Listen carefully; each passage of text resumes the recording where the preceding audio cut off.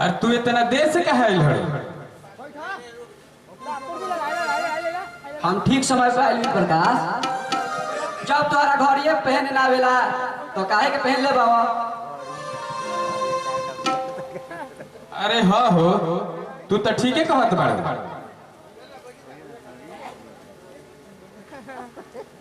एक मतलब कि हम ही 1 घंटा पहले आ गए।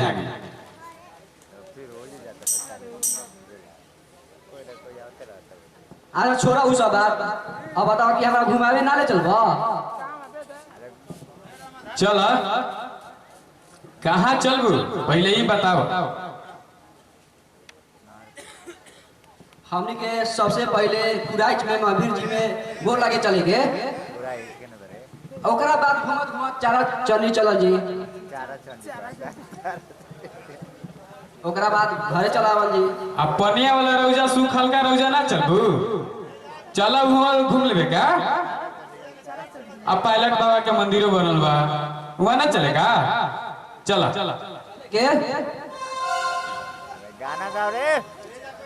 होठवा के ललिया, कानवा के बलिया, अखिया के रे काजरवा। होठवा के ललिया, कानवा के बलिया, अखिया के रे काजरवा। लहरा तोहरो मनिया रखिया, कजरे कटारी रे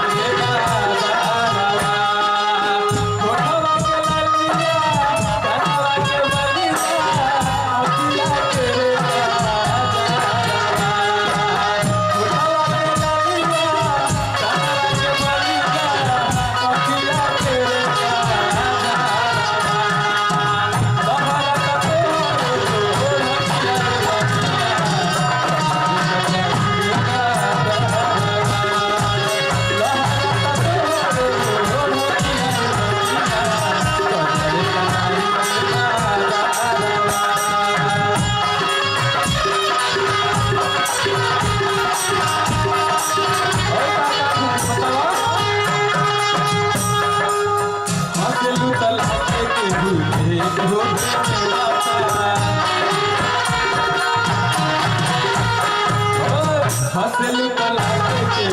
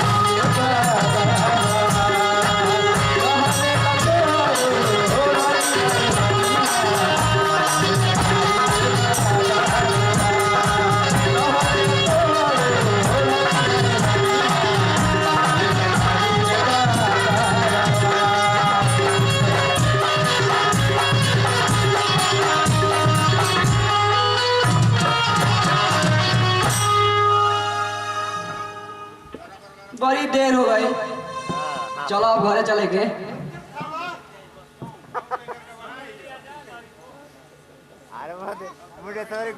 हम तोहरा से एगो बात पूछल चाहता नहीं चांदनी, बोला बतेबू कि ना? हमरा बतावे लगे तो जरूर बताए। बोला का कह चाहत बाबा? अरे हम ये बात सोची ना कि हम तहरा से इतना प्यार करी ना, और जब तू चल जेबू तो हम जियो कैसे? हम तोरा के छोड़ के चल जाए, ये तो होइबे ना करी। तुहार बात पर हमरा विश्वास नहीं है, हमार करेजा बहुत धक धक करता। जब चंद्रमा सूर्य के रोशनी ना ली तो वो रात में कैसे चमकी? एहू ए चांद में तोहरा खातिर शीतल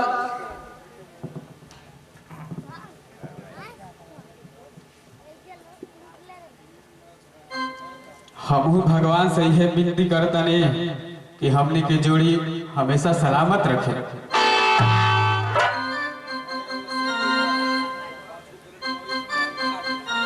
हमने के ये प्यार के बंधन कब टूटे ना। आशा प्रकाश ई बताओ, अब चंदन बाबू ठीक हो जी है ना? आज के दुनिया में कोनो काम असंभव नहीं है, सब काम हो सकेला। विज्ञान इतना तरक्की कर गई बा कि अब धरती के आदमी आसमान में भी पहुंच सकेला। और ये कौन बात हुआ? तुरंत ठीक हो जी। का चंदन बाबू ठीक हो जी है ना? चंदन के दुख देख के मन करता कि हम जहर खा के मर जाए।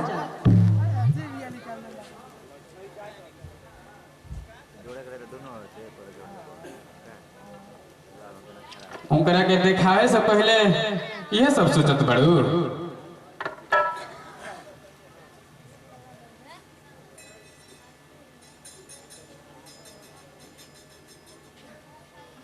अरे रोगी की सेवा कैल बहुत कष्ट होला हो। दवाई खैला से कोनो फायदा ना होखेला, सेवा ही बहुत मायने रखेला रोगी खातिर। और ऐसा रोगी के काफी सेवा करे के पड़ेला। उनकरा के सेवा करे खातिर हम तैयार भाई। कौन नाता से उनकर सेवा करबो तो? हमार उनकरा से अति कोनो नाता नहीं है। जब आदमी आदमी के दुख ना समझी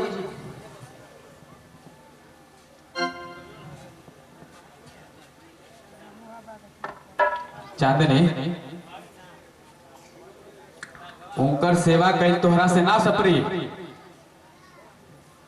वो एक दिना के सेवा कैला से ठीक ना हुई हन।